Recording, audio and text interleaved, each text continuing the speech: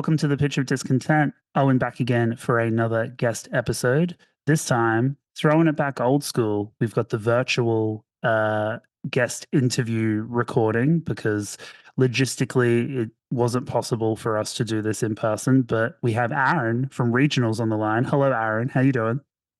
Hey Owen, thanks for having me. I actually haven't had a Zoom call for a long time, so it is throwing it back. Yeah, I mean, for the first, I want to say like year and a half of doing guest interviews, they were all pretty much over Zoom because I was on the Gold Coast and it was just easier to kind of line things up that way because it was very rare that we'd have anyone passing through the Gold Coast to do stuff in person. But Sure. yeah, moving to YouTube and trying to do like video episodes, I've really trying to been pushing people to come into the studio and kind of have some proper FaceTime. And I'm hoping to do that with yourself at some point in the future, which we can get into. But for now, we For are sure. digitally mediated and that will be fine. Aaron, for people who might not be familiar with you and what you do, could you give us a brief introduction about kind of why you're on the show today and what you've been up to? For sure. Yeah, look, I'll start off by saying I've recently become acquainted with the podcast, Owen, and I've really been enjoying it in the last few weeks. So Oh, thank you so much, dude. excited to be here today. But look, I play in a Sydney band called Regionals. I play guitar in the band. I'm one of three guitars, and we'll get into the wall of sound that we Beautiful. try and create. I do some backing vocals as well, a bit of shouting here and there.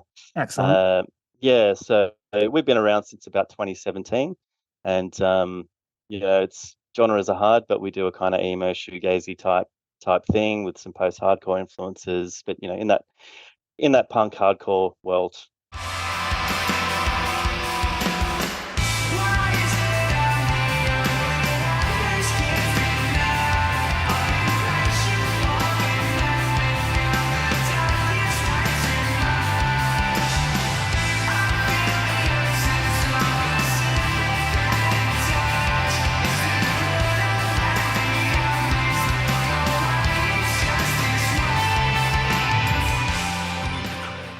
And we can kind of get into the evolution of the band because before we kind of hit the formal portion of the show, you and I were already kind of touching on that. And the band has Yeah, had, a number of years and a couple of releases under your belt to really kind of grow and mature and kind of deepen that sound. But we'll get into all of that sort of stuff.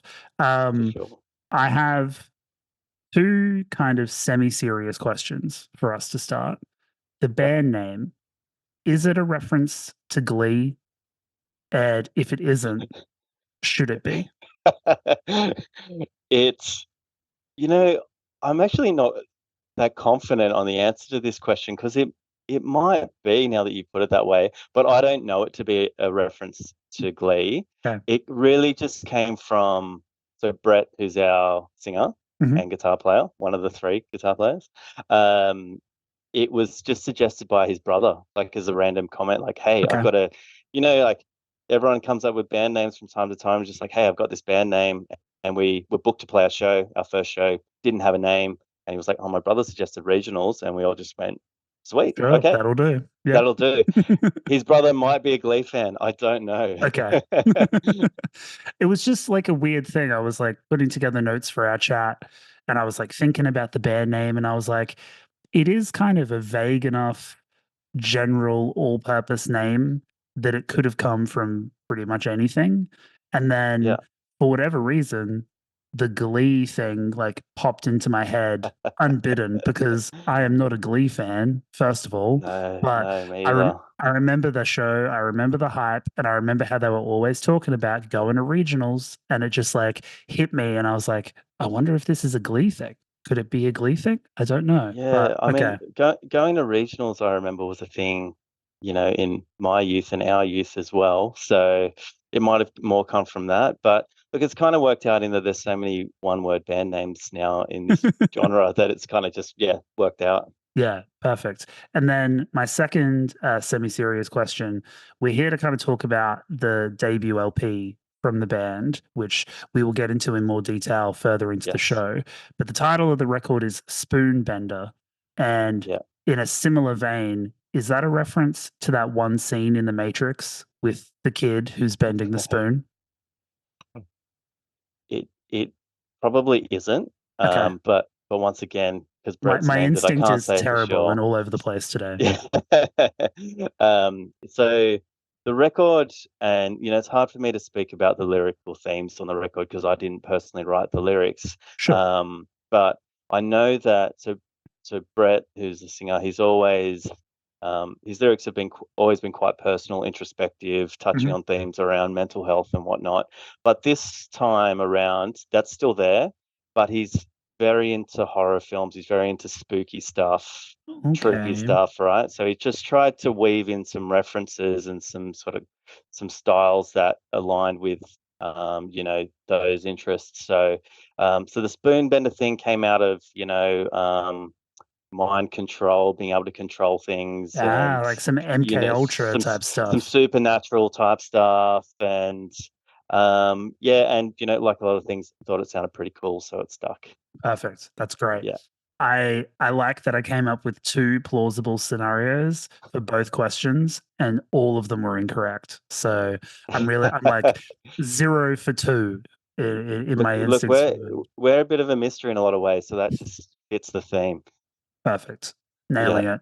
I guess to kind of wrap up our discussion of you coming on the show and the album, I guess what's the vibe like for yourself and in the band generally on the eve of the album release? Because we're recording this, I guess, the day before the album is Yeah. out. By the It's out time this is tomorrow. published, people will be able to listen to it. So that's not really an issue. So we can talk freely about the album. But yeah, what's the vibe check like for you? How are you feeling? Are you nervous, trepidatious? Are you excited, ecstatic? Give me more Uh, descriptors. Let's go. yeah, look, I think, and I reckon there'll probably be a lot of people who'd relate to this, but the overwhelming feeling is relief to get to this point. It's a common theme, Um, yes. yeah, like it's it is a long road. A lot goes into it, especially when it's something we do on the side in between, busy lives, as we sort of get a bit older. So there's a lot of relief that we got to this point. There is definitely excitement about the album coming out. I think we're at the point where, and we'll get into it. Most of the guys have kind of been there, done that with different bands in the past. We are not like if we get the response we get is if we get a good response, that's a bonus, like we're making music because it's something we enjoy doing. Sure. And anything else above and beyond that is a bonus. But look, I think the other thing is that we are pretty proud of it as well. Like a lot goes into it, a lot goes into making a record. And it's there, it's coming out tomorrow. Nothing can change that. It's locked And in we're now. locked in now. The vinyl's made, and yeah, and we're proud of it. So kind of mix of things, but probably number one relief to we're proud of the record, and that's a Yeah. great place to be. And I mean, as someone who has already listened to the record and that was the main kind of impetus to reach out to you guys and to get you on the show is having the record flick to me and kind of having my mind blown about like who is this band and where did they come from and how can I find more. It is a phenomenal record and something that you should be very, very stoked on. So I echo Thanks, man. all of those sentiments, relief included, because I know how stressful it can be to go through an Yeah, album launch campaign. So yeah, I just want you guys to be stoked because you should be. thanks, man. I appreciate that. And look, we threw a lot at it. Yeah. So I hope that kind of translates. Yeah, absolutely. We'll get into that in a little bit. Right now, I Mm, wanted to kind of throw things back to earlier in your life. And through the last few guest episodes of the show, I've been doing a process of kind of getting people to reflect on their connection to music and kind of how they reached this point in their life. And for different people and for different bands of different genres, that can be numerous kind of on ramps to heavy music and alternative music and various styles. So I think it's a nice kind of interesting probing question to kind of figure out exactly what makes you you and how you ended up in regionals making this particular record. But I guess to start off with, talk to me about what music was like in your childhood, in your home. What was your initial connection to music? And then how did that bleed into your own musical discovery? Yeah, I love this question because you, if you think back, those first discoveries are such an amazing time when you think about how much it influences where you go Yeah. after that. Um, I definitely wasn't in a musical household. I didn't grow up in a musical household. Like there was no connection from the family to music other than my old man he had a stash of old soul records. So he's English. Nice. He used to love buying 7-inch records in Leeds where he came from, and he brought those out to Australia with him. But we didn't have a record player. He never actually played it. He was just proud of his collection. Hell yeah. um, but yeah, there wasn't really music around the house until um, me and I've got a brother who's 2 years older, until we got around high school age, and got exposed to. So like I'm in my late 30s, so I'm a kid of the late 90s. Yes. So very different time, different way of consuming music and finding Hmm. out about music, as I'm sure you know. So Yeah. I mean, yeah, I'm 35, turning yeah, 36, so we're probably yeah, pretty much dead on around the same age. around the Yeah. same. Yeah. Yeah, yeah. Um, so initially, my first kind of exposure to alternative music was via my brother, who was a couple of years older, and he got into, he was in high school before me, obviously, and he started getting into. First of all, it was Green Day. He was obsessed with Green Day. I remember Dookie very clearly as being an album he played at home a lot. When's Dookie? That's probably around 96 or something, 95, 93, 96. It's a bit 93? earlier. 93, yeah, Yeah. it's a bit earlier, right? Yeah, yeah, 93. So I remember that getting thrashed at our house, and then he started getting in. I mean, new metal was so big at the time, which I never really loved, but Deftones was one that I picked up on for sure around the fur. But it wasn't sort of. It was more that was always his thing. It wasn't until when I kind of got into of high school age that I remember we were lucky enough to have the very early version of Foxtel where it wasn't Channel V yet. It was, what was it? It was like Red. It was before. It was like the music station Wow. before Channel V. It was the original one, Channel Red or something like that. It'll come back to me later. And I used to watch the video clips, and they had a punk show. They used to have a Nice. punk show on like quite late, like 11 p.m. on a Tuesday night or something random like that. And I found it, and I would stay up and I would watch that religiously, and I would tape it on VHS, Nice. Very good. and then rewatch it. And I remember buying like the first CD going out I bought was Dude Ranch, probably like a lot of people. I love that, but it wasn't until it was like around that time I had a friend at school who I think it was kind of probably from what I remember one of the cooler kids at school, and he lent me a couple of CDs. One was a band, Local H. You might know Local H. They were kind of a grunge sort of band, Sounds like familiar. Yeah. yeah, like very, in the mold of Nirvana, but Hmm. not Nirvana. Kind of coming after that era. They have a record called As Good as Dead. It is phenomenal to this day. It is so good. It was that, and also, um, he lent me Millencolin as well, Oh, great for band. Monkeys, and that started a long obsession with Millencolin. That were my favorite Yeah. band for many many years. So that got me into the kind of pop punk and punk world and alternative music world. It kind of starts snowballing from there. But in that time, that was when it was kind of pre-internet or early internet days.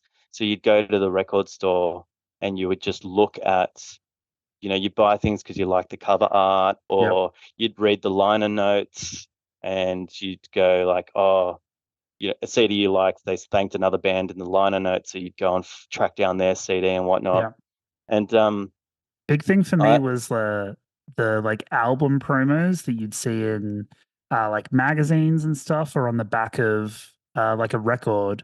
They had like the promo shot of the band and whatever merch they were wearing. So if they were Ah, wearing like a yeah. band shirt, I'd be like, oh, I like this band. They clearly like that band. I'll go find that I band. And gotta check it out. I would leapfrog my way through so many bands based on that alone. Amazing. Yeah, I'm sure I would have done the same or similar thing. And yeah, I bring this up because I remember, so I grew up in Western Sydney, and I remember going to, there's a record store called Castle Records, and I remember going there into the punk section, which I used to do weekly, and there was, I bought, just based on the cover, I bought Get Up Kids, Something to Write Home About, Oh, incredible and record. that was really the first, and I didn't know what it was at the time, but it was my kind of first intro to that sort of Midwest emo sort of Mm, sound. And I just love that. I still do just love that record. And that put me on this path of like discovering American football and Jimmy Eat World and Sunny Day Real Estate and, all of this, American Midwest emo type stuff. And I got deep into that, and I still love that music to this day. And you probably hear a lot of those influences in the music that regionals make now, particularly our earlier EPs. There's a lot of influence there. And then so that was really like, I would call that a gateway album.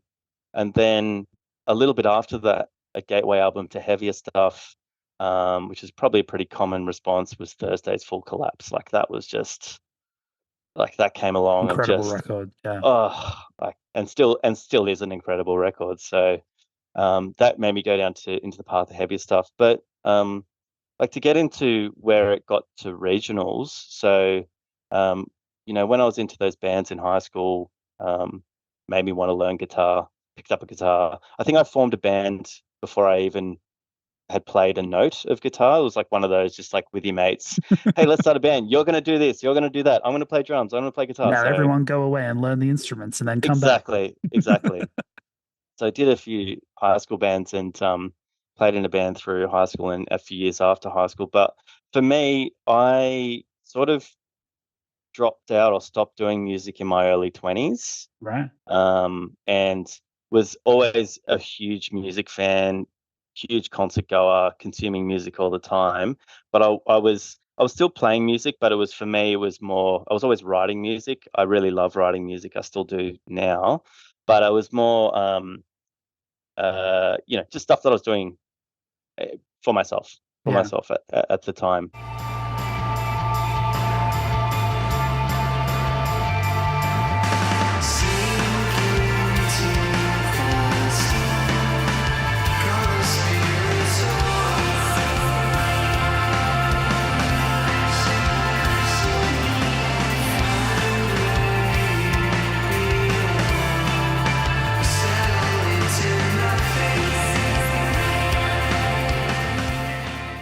What was the reason for getting out of like, I guess like trying to do gigs and trying to do like an actual, like live band? Was it just too busy or Um, I don't I don't honestly remember exactly. Um, I think probably part of me probably always wanted to do mm, that, and um, but for whatever reason, the right opportunity never presented itself, and I wasn't chasing sure. it either. So um, yeah, so I sort of, and then after a little while, like after a couple of years, you don't completely put the guitar down, but it becomes a thing that you did in the past, Yeah. and it's like where you feel like when you're, I don't know, like 23, you feel like you're really old, but you're actually not. but Yeah. you feel like, oh well, I didn't do it when I was 18, so There's no way I so could possibly do it now. Yeah. yeah, that kind of vibe. But the other guys in the band were doing lots of stuff around that time, and Brett, who's a singer I was mates with all through the time, and he used to sing in a band called Mission in Motion. Mm. I remember Who that band. Yeah, who were pretty successful through the kind of 2000s, early 2010s.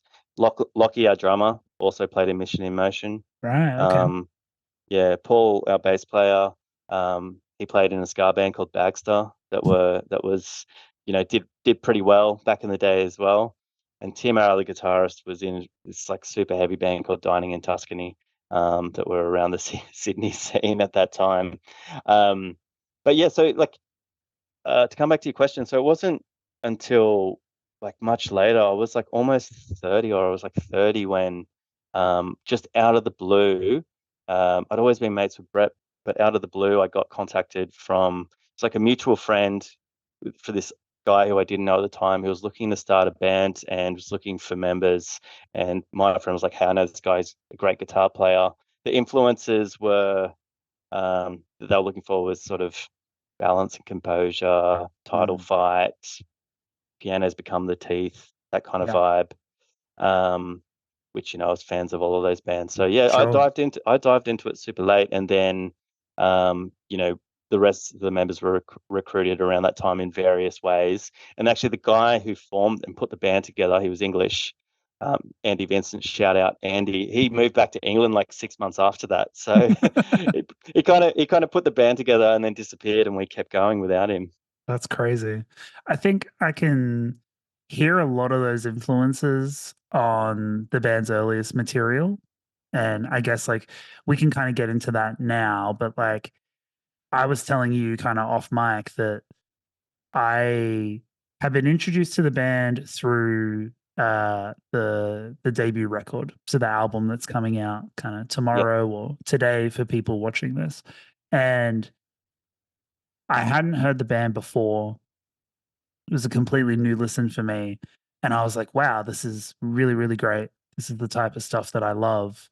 Where has this band been? I've never really heard the name.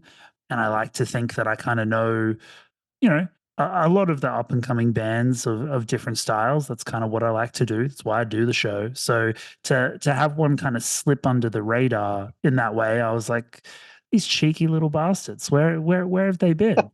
And then, admittedly, I hadn't gone back through and listened to the old stuff until today, and I was, like, preparing notes for our chat. I had listened to Sentimental Health, the first Yeah. EP, which is from, like, 2018, so, like, Yep. 6 years ago. Yep. Uh, Phenomenal EP, really, really good, and I was blown Thanks, away all man. over again. I was like, "God damn it, why wasn't I listening to this 6 years ago? What the hell's wrong with me?" So, I guess, like, you have Andy put all you guys in touch. You hmm start the band. What is the general vibe like going into the first EP, the first set of recordings, the first kind of, like, coalescing of the band and the sound? How does that go? We when we started, and there was quite a bit of shifting of members initially. Like Right. it took sort of, I don't know, 6 to 12 months for us to land on the lineup, which is pretty much the lineup that is today. We just have a different bass player in the last couple of years, but for the first two EPs, we had the same lineup. So it took us a while to land on that. But we were actually initially super committed to the songwriting. Like we spent a lot of time in the rehearsal room, Mm. um, writing the songs together in the room, and like just I generally write the music for the band, but back then it was more I would write parts. Like here's a part, here's another part, and we would flesh it out in the room together. And over the years we've changed the way that we do that. But yeah, we were really we wrote a lot of songs initially. We had a big batch of songs up front. We did it. There's a 2-song demo before Sentimental Health, which is on Bandcamp Yep. as well, that people can check out. And that was the first thing we did.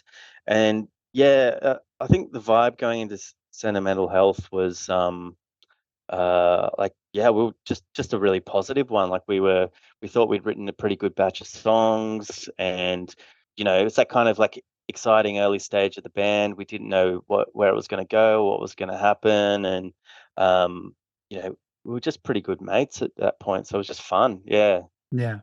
And then I guess you go into the follow-up EP, which is Teenage Seance, Yep. and this is where we get into the dreaded kind of pandemic Yeah. territory because Yep. you put out that EP in 2020, Mm, a notoriously great year to release music and play shows.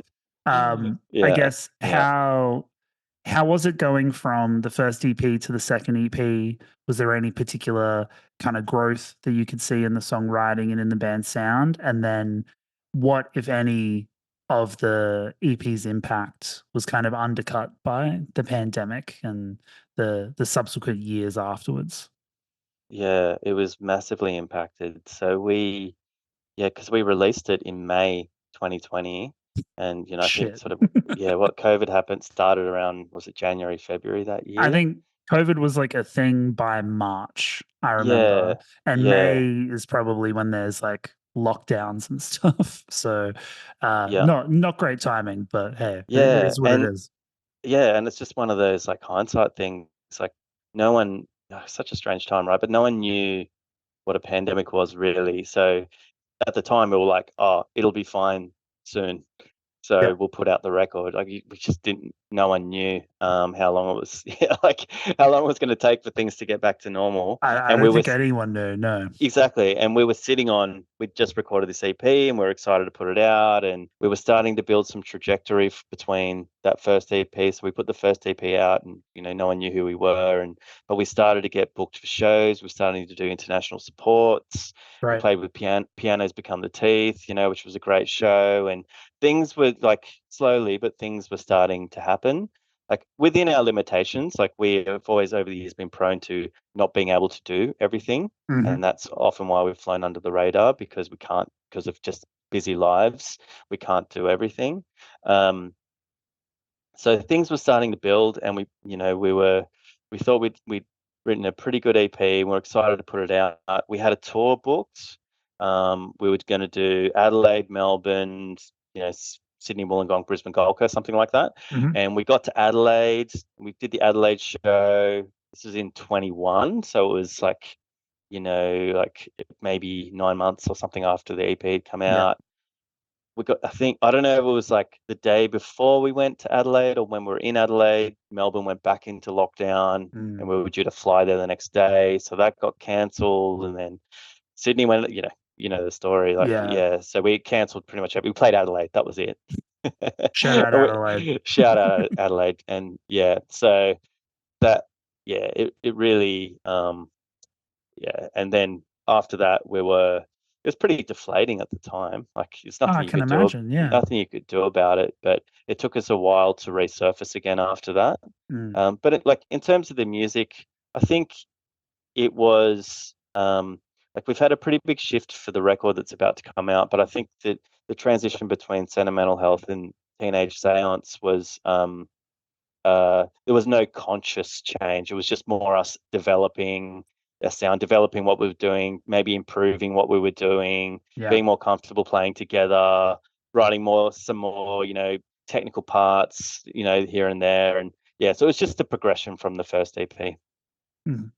And then I guess that kind of brings us to now. So between Teenage Seance and Spoonbender, you've got Yeah. essentially 4 years Mm. of, maybe taking a little bit of a break, putting the band on the back burner for a little bit because of, you know, pandemic considerations and whatnot. So what has the last kind of 4 years been like in terms of you guys approaching the writing and the recording of a debut record? Because as I've got into with various guests on the show, like the debut album really is a statement of intent for a band of kind of any age, really. Like whether you do the record first thing or whether it takes you a couple of years, it's always your first record, despite how many EPs and stuff you've done previously. So I guess walk me through the approach of the band, but also kind of yourself in terms of like how do you go about writing the first record, the debut? Well, first of all, there was a lot of debate about whether we'd even do an album. Like, there was a lot of Interesting. talk. Yeah, there was a lot of talk about just sticking with the EP format. Um, Okay. if we were going to What was keep the releasing impetus for music. that? Um, well, I think we kind of, without directly saying it, I think we kind of knew it would take us a really long time to make an album, which it ended up being true. So it was a Yeah, little bit was the speed of actually getting something done and that's out fair. there with less songs and less effort. But also, it's probably a bit of a reflection of the way people consume music now. Like I'm an album person, so Yeah, me I'm too. super stoked that we made an album, and I was always kind of pushing for that. But there were kind of questions around, will people even listen to listen to a full album? And I'm glad you have, Owen. I appreciate that. That's awesome. So yeah, so like not that that's a determining factor, but it's just something that kind of fed into it Yeah. based on our time. But yeah, look, in terms of writing it, like the initial demos were kicking around since 2020, so it has taken us 4 years to make it. Mm, And we we definitely like so Brett being the singer, we sort of we do all of the writing for the band, and we did speak a lot about the direction that we wanted to take the music, and we were listening a lot to, and still are listening a lot to, kind of like sort of the heavy shoegaze sort of bands like Nothing, mm. Cloakroom, Deaf Heaven, like the more recent Deaf Heaven stuff. There's a band called Holy Fawn that we really love. Great band. Yeah, nice, nice. Deaf Cult, for an Australian reference, Mm, awesome band. Like we love, and in fact, we've got the same person who mixed the Deaf Cult records mixed this record. So we wanted to go in that direction, but um, not. We still were conscious about wanting a bit of a tie to what we've done in the past, yeah. so to try and find a bit of a balance between the two. We're also conscious about, I don't. You may have picked it up when listening to the earlier EPs today, but we had this like very almost like ADHD writing style where we'll go, here's a part, here's a different part, here's another part, here's a different part. It's the end of the song. Yeah. Like we really just did not do any conventional song structures in the songs, and uh, we actually kind of thought about, well, we don't want to completely lose that, Mm, because that's I think that's pretty cool, but we like maybe we should try do some verse chorus. We had a thing where we never knew which part was the chorus. love that. Yeah, we never knew which part of a song was the chorus, and we still disagree to this day on what part of a song is the chorus.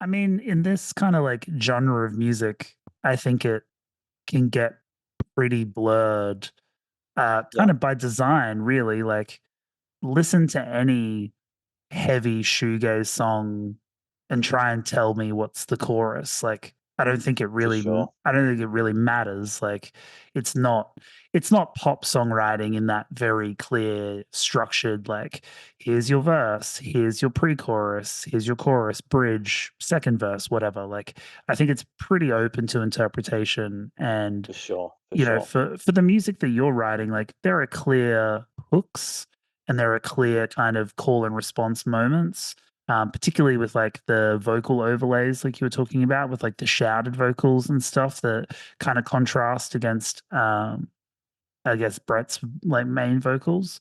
But yeah, to kind of circle back to your point, like in listening to pretty much the whole discography of the band today, which is something that I did, um, I wouldn't say that I found those earlier songs like completely devoid of structure. Like I can definitely hear the, different part, change it up, go to a different part. But I think the positive nature of that songwriting is that it was all interesting. It was all super sticky in the way that like you want to find out what's happening next. Um, And I guess like in a conventional way, you would just call that a hook, you know? Like it is kind of encouraging you as the listener to keep listening, which is good, and that's what you want. So whether that falls into any kind of pattern or traditional structure, I think is up to interpretation. So For yeah. sure, yeah.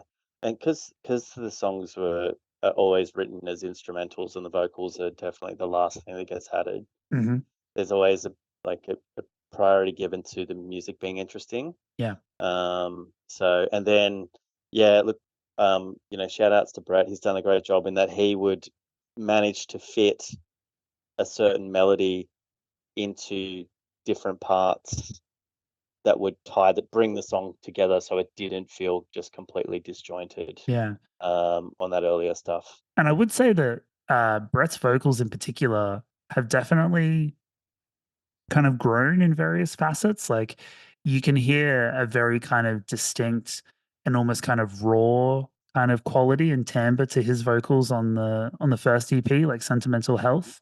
Yeah, It reminds me at times of something like Luca Brasi, you know, with that very kind of distinct Australian kind of twang to it.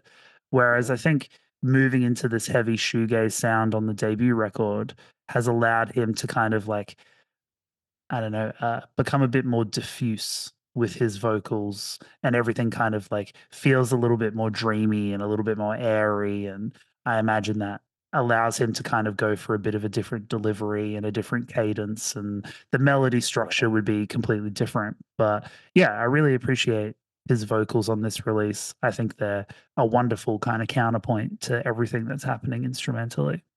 yeah. Love that. I mean, yes, that hits the nail on the head of what he was trying to do. So yeah, the other thing that was different in writing these songs for the record was we didn't used to have three guitars, so we used to Mhm. be two guitars, and Brett would just sing. I say just sing, but he was he was the singer, Yeah. the most important part of the band. But yeah, he started playing guitar as well because we had just from our recording there were certain parts that were pretty layered, and for live it worked well. Yeah. But it was different actually writing for three guitars. It's sort Oh, of okay. yeah, yeah, you sort of want to. I don't know. You can sometimes things can be too busy if you have too many different things going on, Sure. too many clashing things. So, yeah, there was. But like for our songs to work, it would need to be able to accommodate, those instruments, like those layers. Yeah. Sometimes the things would just wouldn't work, and we'd move on. So Yeah. Are you primarily like the lead guitarist or do you and Tim switch it up? I guess do you guys lines are all switch it lines are up? lines are very blurred Okay. on that. But if we were to put a label on it, it's Tim is probably lead in that he does a lot of sort of like he does a lot of lead lines, lots of like ambient trilling type stuff, like almost Mhm. kind of post rock sort of style Sure. playing. I've got a very jangly style of playing guitar, which you Yeah. might pick up on some of the songs on the record, and that's like I didn't go into it, but in that period of time where I wasn't playing in bands, like I was very into sort of jangly bands like the Smiths and Go Betweens and stuff like that. And even like the shoegaze stuff like Slow Dive and whatnot, where there's a bit of jangle to it. So I've kind of got that style. So I generally kind of naturally play a bit more of a rhythm Mm. style. And we write and Brett's rhythm as well. So we have this thing where we like to layer the rhythm. Generally, it's sort of like by octaves. Like so, one of us will be playing like a higher octave rhythm bit, complemented by a lower octave rhythm Yeah. part, and Tim will do the ambient stuff or the, you know, the the icing on top of the cake sort of thing over that. So The pretty yeah, stuff, the pretty the stuff. Yeah, decoration. Yeah. the decoration, yeah, yeah. And that was like we kind of figured it out that that worked for us, and that was the template. I feel like for the few kind of bands that I can think of off the top of my head that do the three guitar approach and I guess, like, comparatively so to the kind of genre of music that you're playing in, like, the best reference point I have is Balance and Composure Yeah, because so much of their music and I've seen them live a few times. Like there are really kind of crucial moments in those records and in those songs where the three guitars are really just used as like I would call it like an exclamation point or like punctuation on stuff that is already kind of there at the two guitar level. Like there's a clear lead line, there's the rhythm, and then the third guitar is just kind of like pushing down on those rhythmic components. So it's interesting to hear you talk about like the kind of bi-octave approach to kind of like thicken up that portion of the sound to allow Tim Nice. to kind of dance around it and kind of add all the accents that he needs to. Um, that seems to be an approach that works very well, and on record it translates incredibly well. Amazing. Yeah. The other thing that was different, well, a couple of things was that this time we were, instead of writing in the room together, because at the Mhm. time it was, we were doing it remotely. So Okay. we would share files with each other. So I would Mm. demo an idea, send it with the guys. They would remotely add parts with, sometimes with like no kind of real context on. They would just listen to it, and whatever the feel was, they'd add something to it, send it back, and Yeah. we go back and forth. Um, and by doing that, we actually, in the past, we never did pre-production on anything, which is maybe crazy, maybe lazy. I'm not sure, but yeah. In fact, there were songs on some of the old EPs where we didn't even know what the vocals sounded like until they were recorded. Incredible. So Love that. yeah, yeah. That's So DIY, it just was going in raw. yeah, I couldn't believe Brett would do it, but he would just go in completely raw and just pull it out of the hat. So we actually did pre-production. We actually wrote more songs than the 9 that are on the record, whereas in the past we just, with the EP before it anyway, we just recorded what we had. Right. So we had a back. How many tracks are we talking here? What's the We had about 15 or 16, Okay, something like that. that's Yeah, yeah, decent. So what yeah. I guess, like, walk And we me through. recorded 10. Okay, gotcha. Yeah, So yeah. I guess, like, walk me through the process in kind of whittling that down to the 10 that you take into the studio, and then with the one that I guess wasn't quite ready or didn't quite make the cut, what's the process like in kind of getting it down to the 9 that's on the record?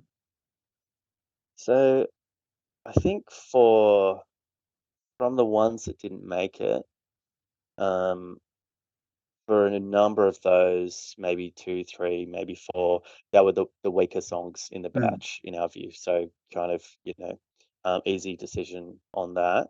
But then for a couple, um, they were probably cut for um, the reasons around sequencing of the album and making a cohesive mhm. record. Yeah, really thought a lot about the sequencing of the record and how it Yeah, flows. And something that we all love about the albums that we really really love anyway. So there's a couple of songs there that I wouldn't say they're on the cutting room floor. We'd like to bring them back because we think they're good ideas, but they didn't work on the record. they didn't fit for Yeah, that batch of material, yeah. yeah, I think that's right. having you talk about sequencing is kind of a joy for me because anyone who's been listening to the podcast long enough knows that I will go on about sequencing forever because I think it is a lost art and I think it is such a crucial part of creating especially a record, but really any release to have the kind of intentionality to kind of imagine you are the listener and what their experience will be from beginning to end is super crucial. And I think a lot of bands just miss it at their peril or don't give a shit or are lazy and don't care. And I think it can really rob otherwise great songs of a sense of cohesion and a sense of intentionality that I think, if a little bit more attention has been paid, you could have something that represents, the collective better than the individual tracks. Um, I guess on that point, one of the notes that I've got here is to talk about the samples on the record because there is a lot of, I guess, like kind of ambient texture in and Mm. around the songs that helps to kind of pull them together as a cohesive whole. So talk to me about that. What was the decision process there? Can you give us some insight into the choice of samples, theme, any of that sort of stuff? Yeah, yeah, for sure. I can tell you how kind of they got there. So we run samples when we play live, so we actually have samples run in between the songs. Love that. So The We Set Sail approach. Love it. definitely we set Sail are a touch point there, an influence. Love that band. Shout out, Paul. Um, yeah, yeah, and I think our older stuff you can probably hear the influence of We Set Sail. Yeah, for sure. Um, yeah, so yeah, probably picked it up from them if I'm honest. But where it um the reason, like, taking a little peek behind the curtain, the reason why we do it in the live set, because like Brett just never wants to do any banter in between songs. That's Like a little fine. bit like thanks for coming, thanks to the other bands kind of thing. But yeah, we've just never really been a band that stands there and talks whatever on the stage. We just I play like the that. songs and Give people a yeah. little mystique. That's great. Yeah. You don't have to get up there and be a comedian. Just turn your back to the crowd. Fuck them. No, no, and if you try, it's not always gonna work, like Not everyone's built to do bits and to have jokes. Like some people are Yeah, introverts. It's fine. it's fine. Yeah, we're very much that way. So we're like, let's just run some samples, in between the song. Not every song, but because we do, some back-to-backs, but there's a few times throughout the set where the samples, and that's where the seed was sown, and, then it started working its way into the demos we were Mm, doing. um in and that that's very We Set Sail influence because they do that a lot on yeah. their records. We didn't want to do it that much, but yeah, certain parts where you know yeah, Brett was like, I don't want to sing over every part of the record as well. So it just, yeah, there was some kind of nice spots, like generally like outros. Sometimes they're in the middle of the songs, but usually Mm, more like kind of like outro intro kind of thing where they fit nicely. And the you know, I can't talk in detail about the ones that were chosen, but they generally fit the mood of the lyrics and the record. So they're dark. It's darker sort of content.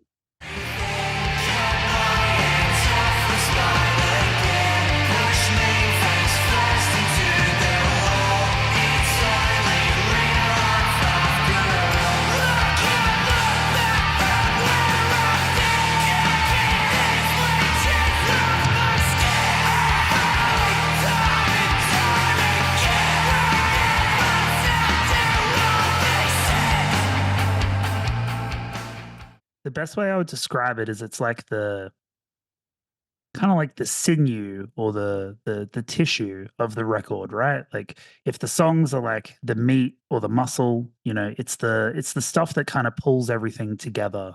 And I think on like close listening, I couldn't really come up with any like overarching theme between the individual samples, but it helps to kind of just give an overall vibe, for a lack of a better word, to the whole record.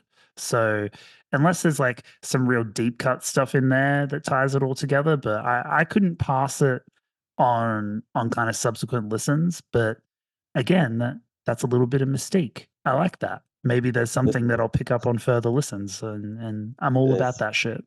for sure. There's a song in the middle of the record, an instrumental, Hmm. which we placed there as thinking about the sequencing as this would be the B side, the start of the B side on Hmm. the vinyl. Um, and there's a sample at the end of that song, and that's actually us in a cab on the way home from a gig we played in Brisbane, and we got in the cab and or an Uber, it was probably an Uber, but the driver was like, like, oh, you guys in a band, kind of thing. And Nice. as soon as we're like, yes, we're in a band, he just went straight into like the gnarliest story about his time in organized crime in Sick. in Sydney in the Love it. 80s, kind of thing, Hell and yeah. talking about people getting their fingers chopped off and all this stuff. Incredible. And one of the guys just like got his phone out and recorded it, started recording, and that's on the record. Love that shit. That's so good. I had a suspicion, like I know the sample you're talking about, and I was listening Yeah. to it, and I was like, "This is either like a very like deep cut Sydney like ephemera thing that I'm like not clued into." I was like, or this is just like field recordings of like them at a pub or something, and some guys just popping off over in the corner. So the cab setting makes perfect sense. Yeah, it was just a random thing, and he was blaring "Common People" by Pulp at the time, Sick. which on the recording, but we actually used AI to Scrub it out. scrub out the background noise. Beautiful. Yeah, yeah. That's great. Um, I guess we've kind of touched on the record. Let's talk about the release. So, I guess when this episode is published and for people watching it, once it's out, like the record will be out. So people can go listen to it. Spoonbender is the title of the record. Go listen to it. It's great. But talk to me about kind of the release plans that you've got and things that you want to do once the record is out, once the relief dissipates and the hard process of actually, playing the record for people is something you need to approach. So, what are you guys planning to do for that? Look, we never look too far ahead, so It's probably wise coming out of the pandemic. So, so don't blame yeah, me.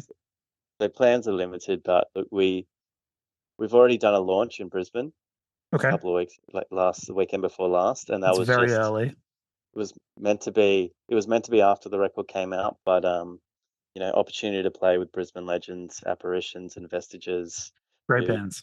check them out if you don't know them, people. We jumped at that to jump on that show, so sold a few records early up there Nice. because we had them. We've got a launch in Sydney in 2 weeks' time on the 6th of September. It's a Friday night, Hmm. playing at the Chippo Hotel.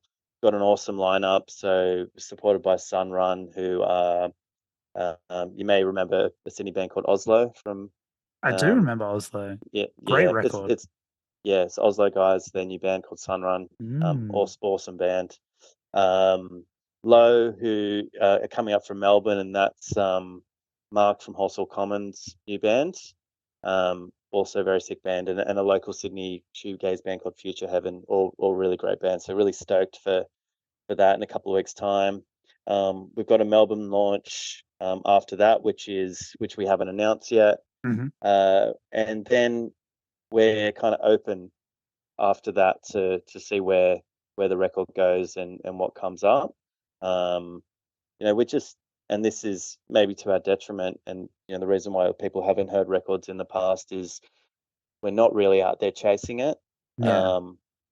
And we sort of operate on what comes up, like I said before, as a bonus, and maybe want to do some stuff, maybe we won't want to do some stuff, and yeah, we'll see where it goes. But like, hopefully people listen to the record. That would be the main thing.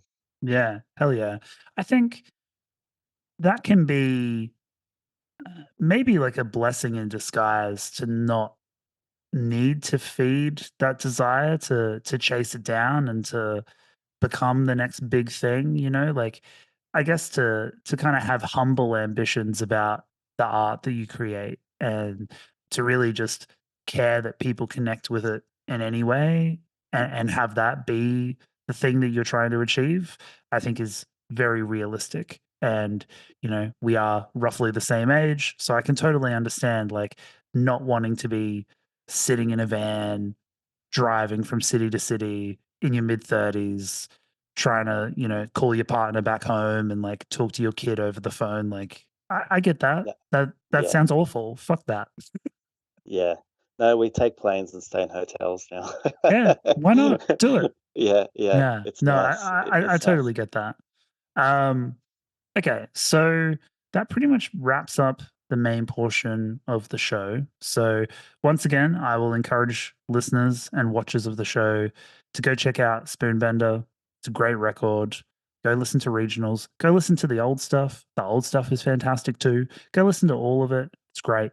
I will put details in the show description for people to get tickets to the Sydney launch and Melbourne, Victorian watchers and listeners, keep their eyes and ears peeled for details forthcoming on that. But yeah, Aaron, thank you so much for coming on the show. Good pleasure. Thanks, Owen. No worries. Thank you so much. Subscribe now to the Pitch of Discontent Patreon to receive access to extended cuts of our bonus episodes, as well as exclusive behind-the-scenes content, monthly Patreon-only episodes, member-only votes, the TPD community chat, and much more. Go now to patreon.com/tpdpod and join for as little as $5 a month. That link again is patreon.com/tpdpod. Thanks for watching the show.